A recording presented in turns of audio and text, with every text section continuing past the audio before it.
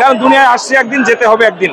আমরা যে ঐক্যের প্রাচীর গড়েছি এটা সামনের দিনে অটুট থাকবে ইনশাআল্লাহ। গোটা বিশ্ব যখন মুসলিম মিল্লাত যখন জর্জরিত, গোটা বিশ্ব যখন জর্জরিত, আমরা মাজলুম আমরা যারা জুলুমের শিকার, সারা পৃথিবী যে সমস্ত দেশগুলোর মুসলমানবাসী যারা জুলুমের শিকার, সেই জুলুমের শিকার যারা হয়েছে তাদের পক্ষ নিয়ে বাংলাদেশের আহলে সুন্নাত ওয়াল জামাতের, বাংলাদেশের সমস্ত দরবারপন্থী পীর মাশায়েখ, আমরা যারা ভক্তবৃন্দ আমরা আসছি তার একটা প্রতিবাদ সভা করার জন্য, যে আমরা যে ব্যক্তি জুলুমে অত্যাচারের মধ্যে আছে তাদেরকে সাহায্যের জন্য। তোমরা রব্বে কারিমের দরবারে বলতে পারবো যে আমরা মানুষের জন্য আমরা কেঁদেছিলাম, আমরা মুসলমান জন্য আমরা কেঁদেছিলাম। পাশের রাষ্ট্র ভারত যেভাবে আমাদের মুসলমানদের উপরে আঘাত করতেছে, যেভাবে মুসলমানদের নির্যাতন করতেছে, যেভাবে মসজিদ মাদ্রাসাগুলো ভেঙে দিচ্ছে, এর একটা প্রতিবাদ জানাই বর্তমান বাংলাদেশ থেকে। কারণ দুনিয়ায় আসছে একদিন, যেতে হবে একদিন।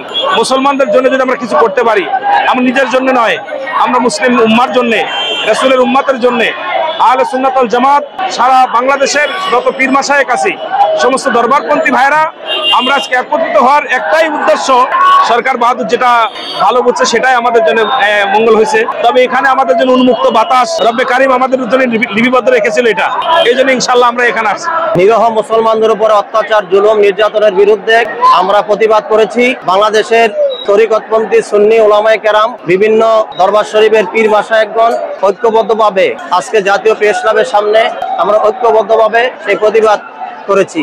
ওয়াকফা বিলের নামে সেখানে মসজিদ মাদ্রাসা শতবর্ষরের প্রাচীন এই প্রতিষ্ঠানগুলো ধ্বংস করা হচ্ছে, তার বিরুদ্ধে আমরা প্রতিবাদ করেছি। আপাম জনতা ঐক্যবদ্ধভাবে ফিলিস্তিনের সেই নিরীহ মুসলমানদের প্রতি আমরা একত্রতা ঘোষণা করেছি এবং ইসরায়েলি পণ্য বয়কটের ঘোষণা আমরা দিয়েছি। আমি একজন ঢাকার বাসিন্দা, আমি ঢাকাতেই থাকি। বিগত দিনে যতগুলো সমাবেশ হয়েছে তার মধ্যে আজকের সমাবেশটি উল্লেখযোগ্য। ঢাকা শহরের এই প্রাণকেন্দ্র সচিবালয়, প্রেস ক্লাব, মতিঝিল, পল্টন, কাকরাইল মোড়, এই পুরো অঞ্চলটা শুধু সুন্নি জনতার পদচারণায় মুখরিত হয়ে গেছে। নারায়ে তাকবীর, আল্লাহু আকবার, নারায়ে রিসালাত, ইয়া রাসূলুল্লাহ স্লোগানে আজকে ঢাকা শহর প্রকম্পিত হয়েছে। আমরা যে ঐক্যের প্রাচীর গড়েছি এটা সামনের দিনে অটুট থাকবে ইনশাআল্লাহ।